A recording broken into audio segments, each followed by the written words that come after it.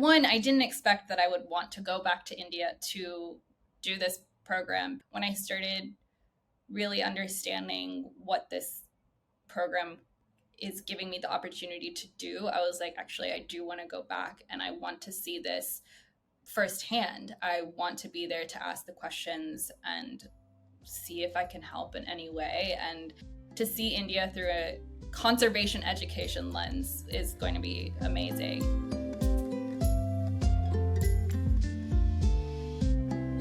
This episode is brought to you in part by our sponsor, Tidal Influence, a Californian ecological consulting firm who proudly supports environmental education and all of the diverse conservation efforts that Pelecanus works to highlight. Visit their website at tidalinfluence.com to learn more about what they do to conserve our coastal resources and how you can get involved. In this episode of Conservation Conversations, we talk with Sanjana Ramesh, a Project Dragonfly student and World Wildlife Fund employee.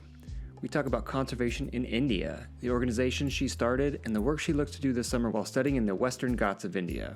So please enjoy our conversation with Sanjana.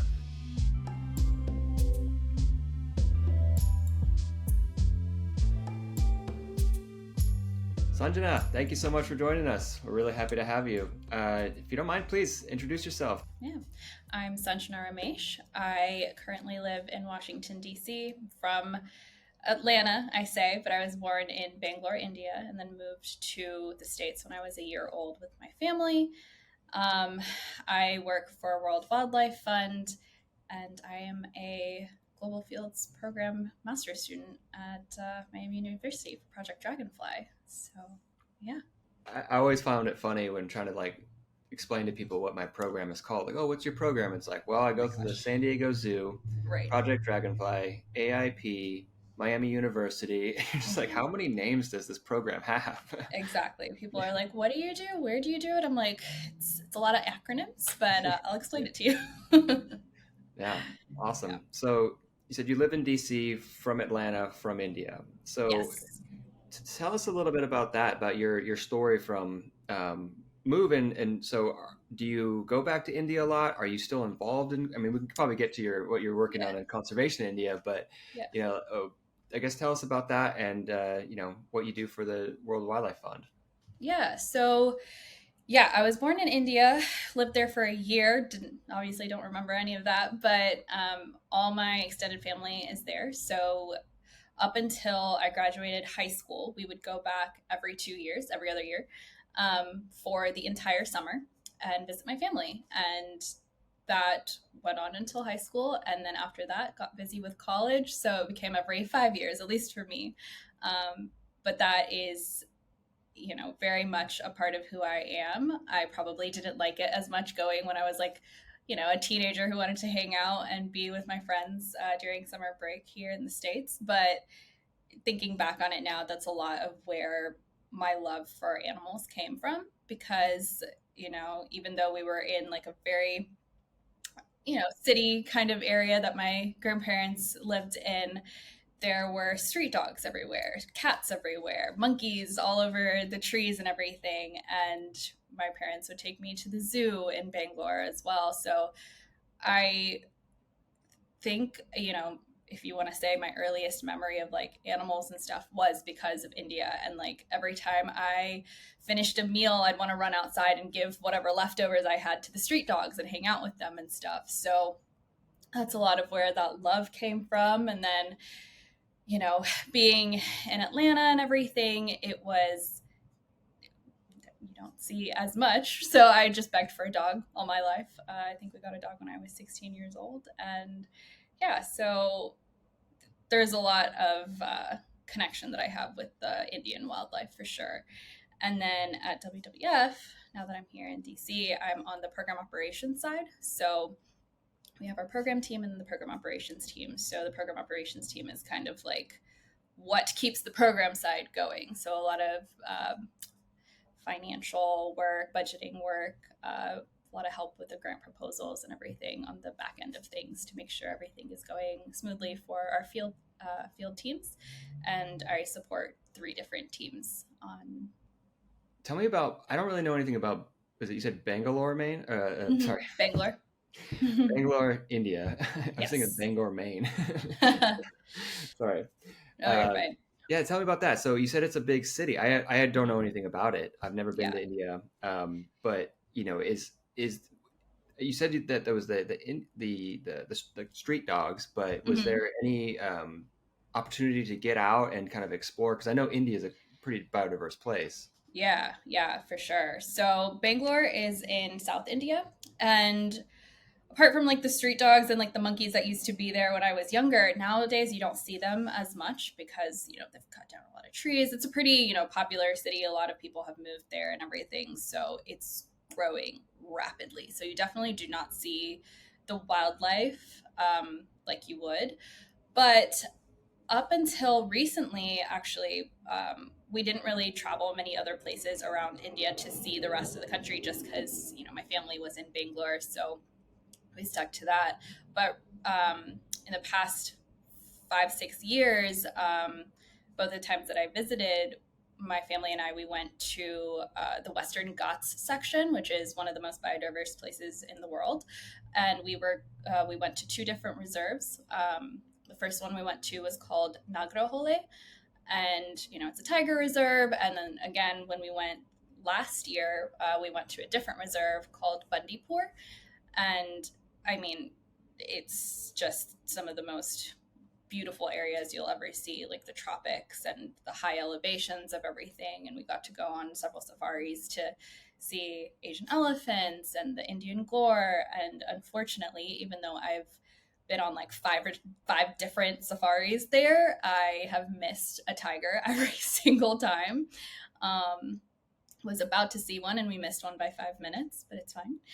And then it's going to be really nice because this summer, actually in a few weeks, I will be going back to the Western Ghats for my Earth Expeditions course, just in a different region. We're going to be in the north region of the Western Ghats. And it'll be cool because I've never been to that part of India. It's a whole different region. I don't know how different the Western Ghats will look up there, but different, climate as well, different um, language, different people, everything, different culture in general. So I'm excited to see what that'll bring. Yeah, that's gonna be really cool. Yeah. You said that you've missed the tiger by 5 minutes, but it's okay. Yes. Like it doesn't sound like it's okay. it's it's okay because at least now I'm gonna forever keep going on safaris to Yeah, yeah, find that elusive tiger because I think that would be, I mean, that's the goal, right? yeah. No, for sure. Yeah. So, okay, so you talked a little bit about your Earth expedition with Project Dragonfly, and I want to get to how your work with WWF kind of is meshing in with your projects through Project Dragonfly. Sure. But I guess we'll start there. It's like start with your master's degree program and what you're planning on doing or what you are doing with the program, but then also kind of where you're seeing it going, and Yeah. then what are you planning on doing in India this summer? Yeah. So my master's program, I want my master plan at the end to be focused on education in, so the city of Bangalore is in the state of Karnataka, and I want to focus on education for women and children in rural areas around those reserves that I was speaking of, to kind of help with wildlife education. Um, and just increase that, because one of the things that I saw while I was at both of these reserves was that you see a lot of males working in, the wildlife reserve, and um, I guess like tour guides and stuff. That's, you see mostly males. And I would love to see more women involved because I think there is something to be said about how much knowledge they actually have. And doing the research on, through my classes and everything, I'm learning that while the men are out there doing the work, there's so many things that the women have knowledge about. Maybe it's the herbal remedies or where exactly they need to go to get certain produce or something, and they don't have the opportunity for education as much as the men do. And I don't know if they're even interested in that. So I think it's just like an interesting topic to see where we can go with that. And if there are people that are interested, like maybe I have an idea that I started through my biology and the age of technology class, where we would start bringing iNaturalist into these areas. So having these apps for women and children to kind of just start piquing their interest in wildlife conservation, or just even the flora and fauna around them, because I think they just have so much knowledge that comes into this realm of conservation that they don't even know that they're doing already.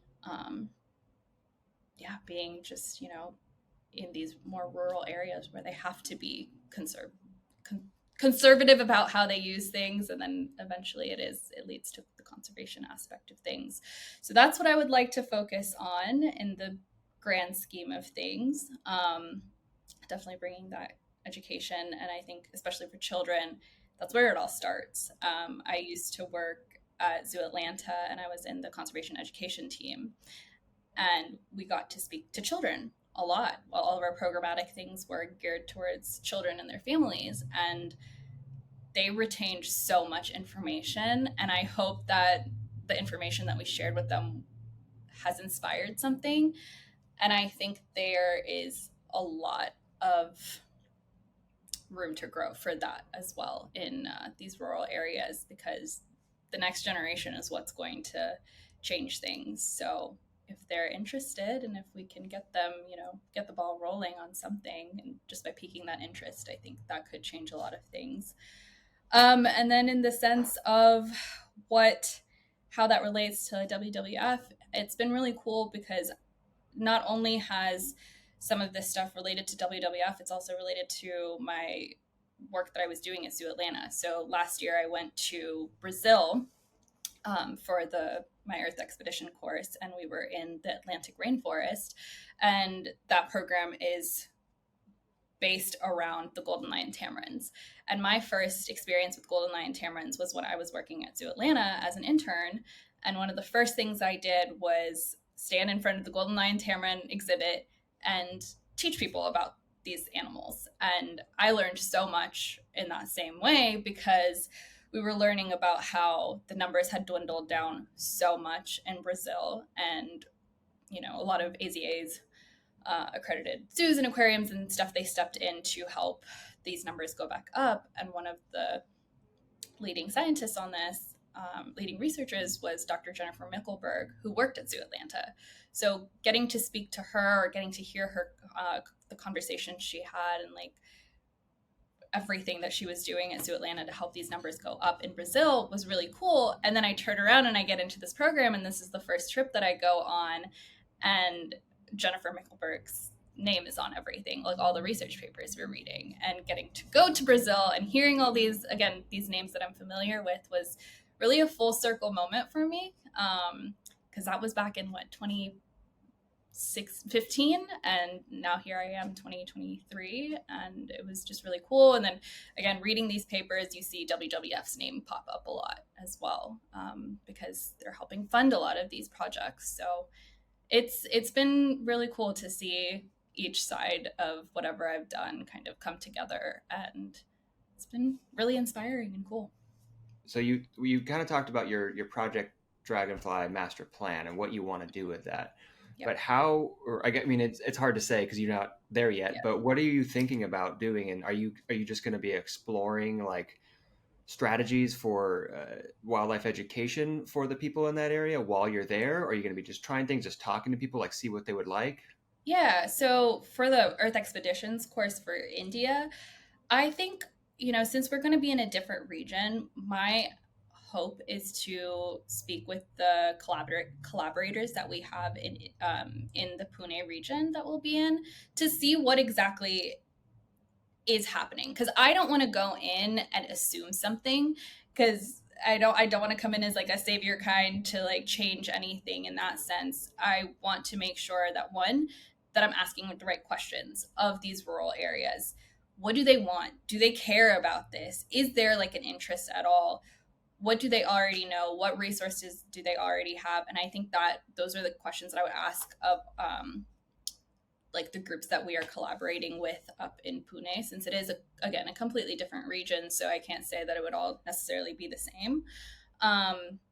So yeah, I think I would just try to understand where they are at and what kind of research they've done and what they're seeing. Because while the papers might be saying one thing, like what's actually happening might be something else, because there's not a lot of research that has been done in certain areas, even though it's been done in other regions. So yeah, I think it's just going to be a lot of questioning of like they're seeing. I mean, as you know, the traditionally with conservation, it's people coming from the West looking like me saying, here, let me tell you how to do this. Mm-hmm. And in reality, like we've been doing this for decades, hundreds of years. We know what we're doing. Exactly. And so there, it's pretty, the way you're doing it, I think is the best way to do it is just from the bottom up and seeing like, what is it they're doing? And so then how can we adjust our programs to help, I don't want to say steer them in the right direction, but kind of like, give them options for saying, hey, here's some really cool stuff that we're thinking, we're seeing. Absolutely. Yeah. I mean, they might have so much more knowledge about certain things than we can even provide to begin with. So yeah, that conversation is extremely important. So I wouldn't want to start anything without having those conversations.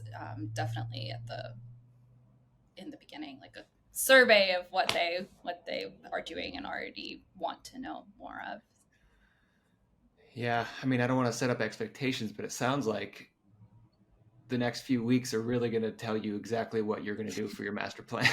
I agree. And that's kind of why, I didn't expect that I would want to go back to India to do this program, because I've been to India so many times. It just is like, there's so many options, so many places to go. But when I started really understanding what this program is giving me the opportunity to do, I was like, actually, I do want to go back and I want to see this firsthand. I want to be there to ask the questions and see if I can help in any way, and to see India through a conservation education lens is going to be amazing. And I wanted to have it as my second one, just in case I needed to ever like reach out to them again and see what I can do or help with, and maybe they can help me along the way with my project as well. So yeah.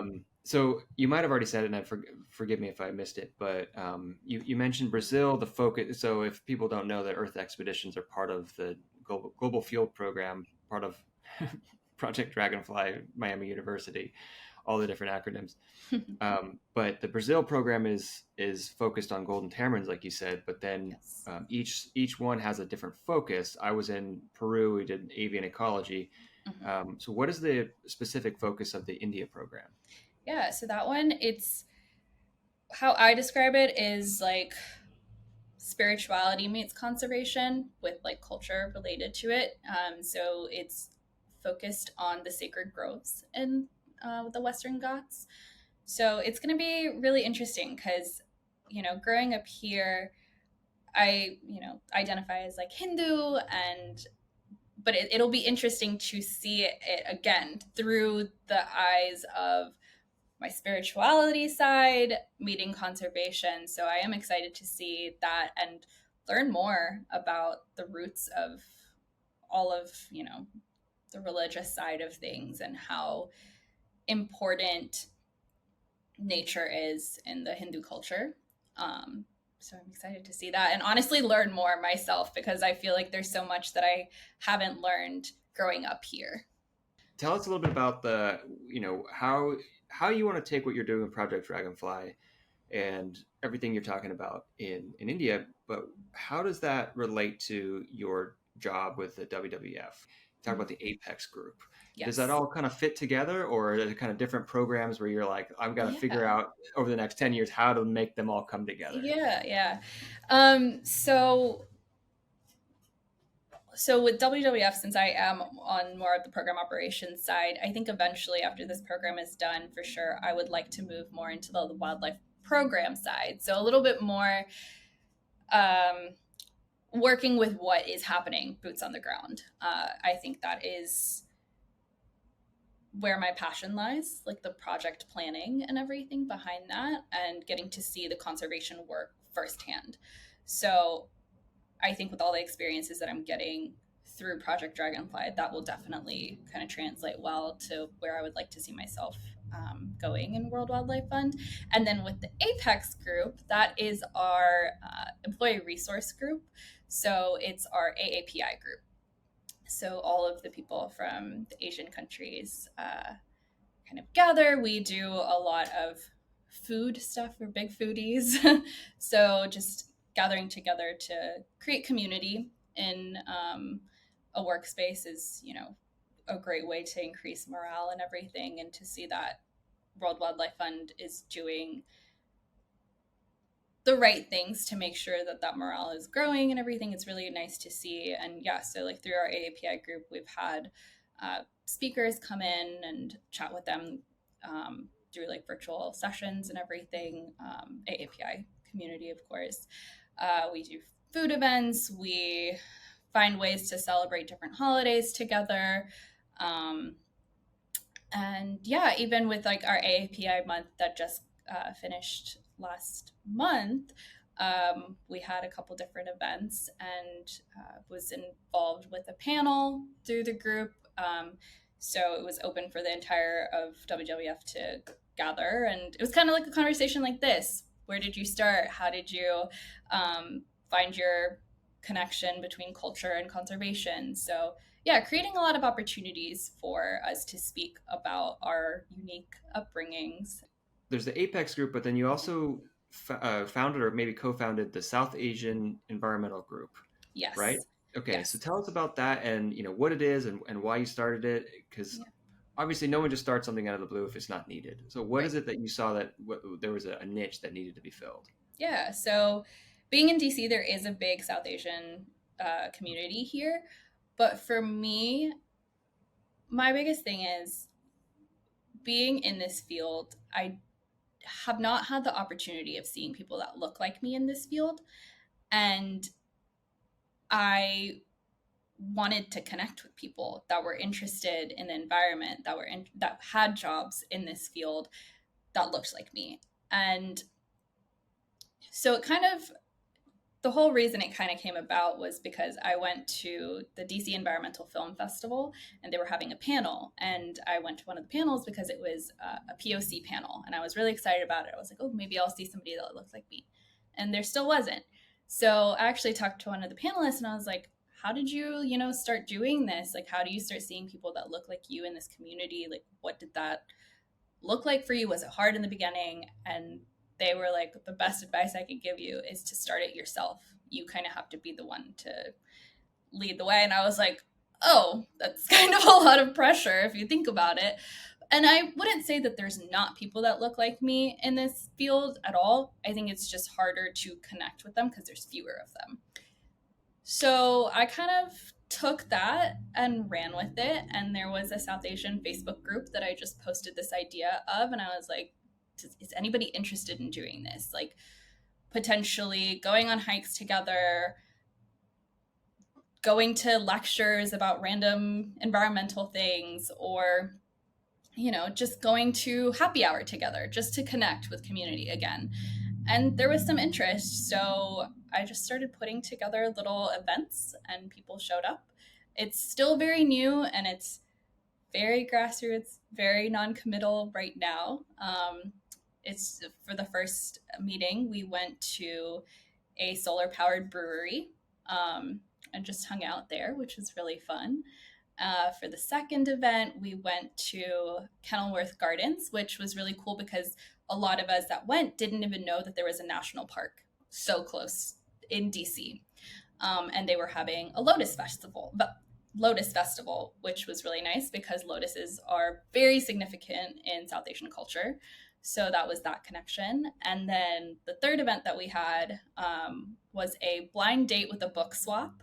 So basically, everybody covered up their used books that they didn't want anymore, wrote a little description on the front of the wrapping paper, that they sustainably sourced. So old Trader Joe's bags, old wrapping paper that they didn't have any use for anymore, fun ways to wrap things up. And they wrote a little description, and then there were about like 50 books that people brought, and everybody swapped it. And it was very cool. And it was also held at a very sustainably aware brewery. So just trying to do that stuff has been really cool because one, it's forcing me to find these places, um, and create these communities, make new friends. So I mean, it's just been really cool. And you know, with work and with school, I have not had the opportunity to do it as often as I would like. But the next goal is to start maybe bringing on a couple more like volunteers who would like to give a little bit more of their time, who would help me kind of make a little bit more of these connections. But yeah, it's just been me so far putting together these events, or I'll be posting stuff on Instagram about things that are happening in DC, because there are a lot more things happening than I even realized. And again, it's forcing me to see this. So it's been really fun. It's, yeah. Yeah. I was gonna say you're real smart by getting people to involved with food and alcohol. So Yeah. Easiest way.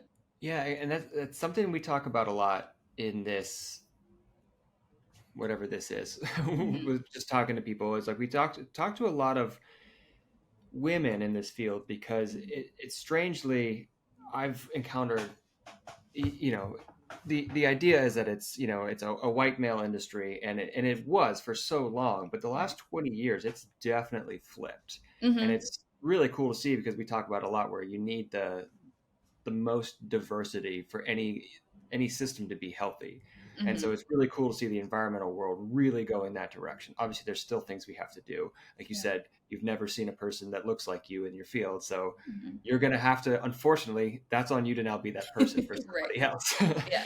um, but that's, we talk about it a lot because there's a lot of people that, like, you know, they're like, I didn't even know any of this existed until all of a sudden I did, which I know is like, Right. that's how knowing things works. Yeah. But um, with that, like, what is it that, like, I know you talked about the street dogs, that you love the Hmm. animals in India, but like, what is it that like got you clicked and you're like, oh, I want to go that direction? It's a great question. I think animals have been in my blood since like before I could understand what animals were. I think I just popped out and I was like, yes, that I want to go be with the dogs.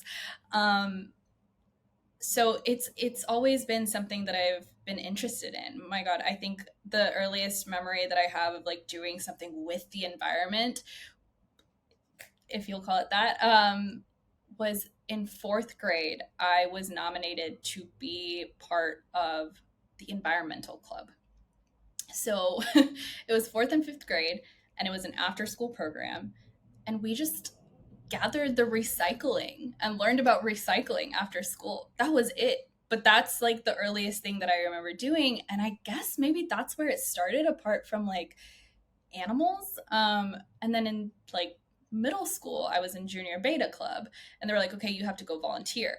You have to get volunteer hours. And I was like, okay, how am I going to do that? I'll go volunteer at PetSmart and help the adoptions that are happening there. And then in high school, I was like, okay, I think I want to be, well, actually, even before that, I was like, okay, the natural next step is to be a vet. And that's all I knew. I think deep down in me, I was always very interested in the wildlife aspect of things, but I was like, how am I supposed to be a wildlife anything? So I just thought, okay, I'm going to be a vet. That's what sounds right. So I started shadowing at vet clinics, and then got into college, was an animal science major with a pre-vet degree, went through all of the things that I needed to be doing, was getting all the hours ready to apply to vet school. And then my junior year, I went on a study abroad to South Africa, and I went to a cheetah and African wild dog reserve with the pre vet club. And it was really cool. We got to see a lot of vet work being done. We saw like necropsies. We saw how they give vaccinations to the cheetahs and then re release them into the wild. All of that was amazing. And then we went with another group called International Student Volunteers, and they work a little bit more on the conservation side of things. And so, since we went with them, we got to see the conservation work that went behind everything. And I was like, actually, like the vet work is really cool, but that kind of pigeonholes me just into vet work. And I was like, I think I want to go into more of this wildlife conservation thing. Didn't understand what that really meant.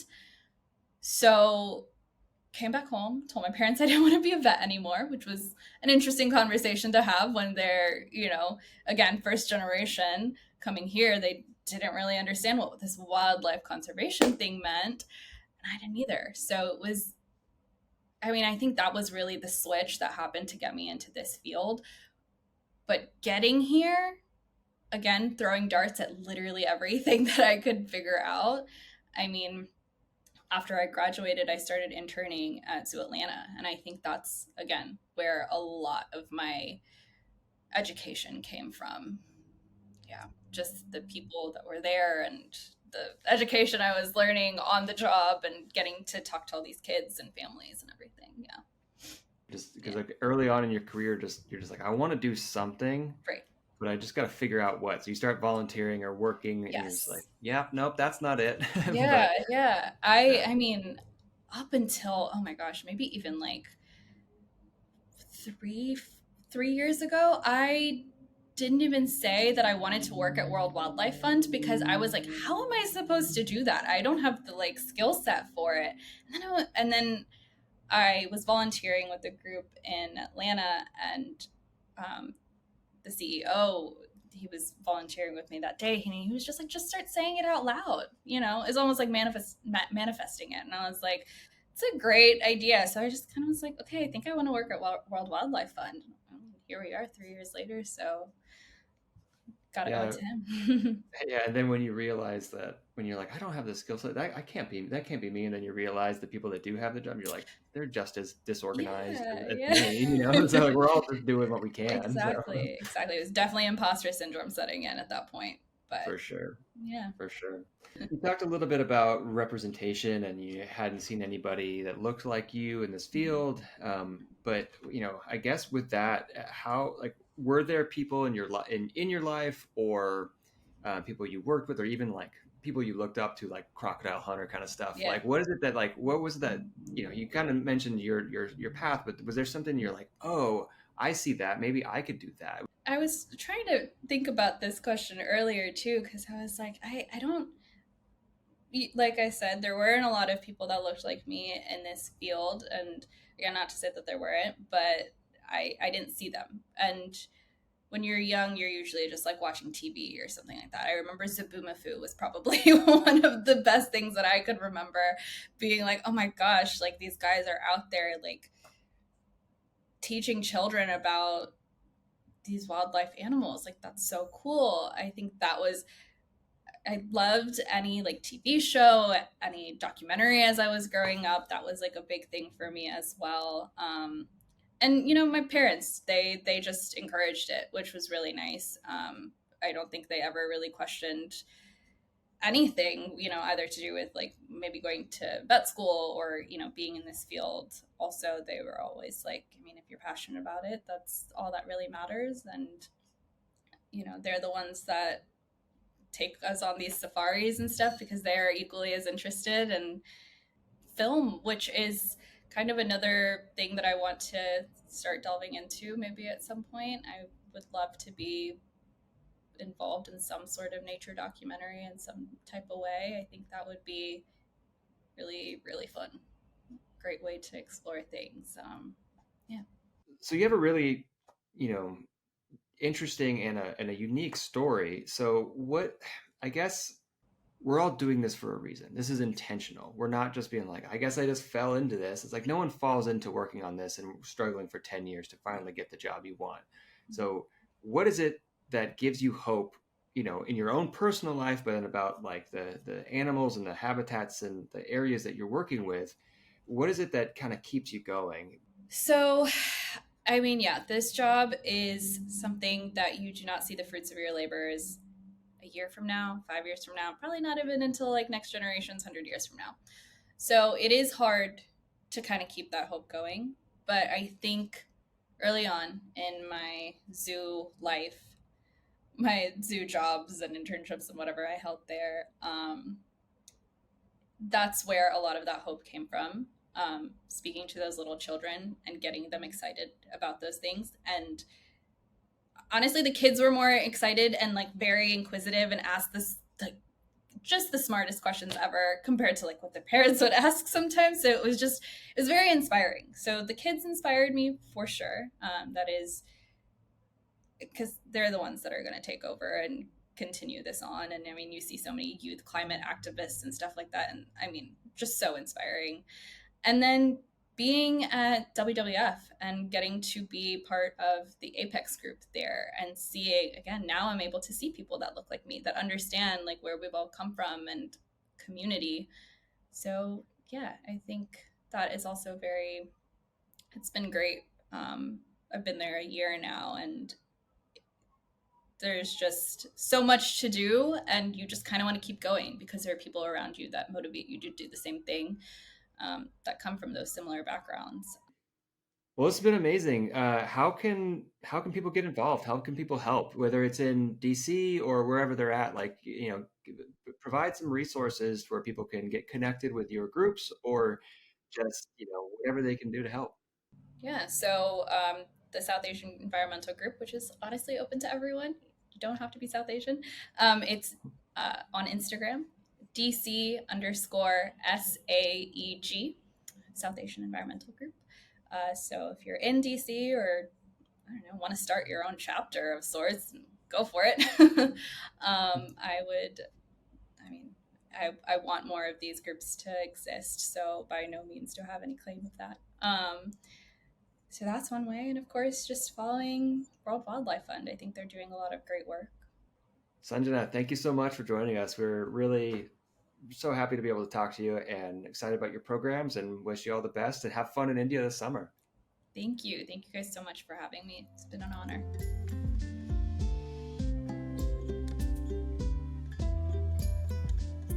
Thank you again to Sanjana for talking with us. Please check out all of the organizations she's a part of and see how you can help. Host and producer is Austin Parker. Music was provided by A Picture Book Studios. Don't forget to like, comment, subscribe if you want to help. We'll talk to you next time.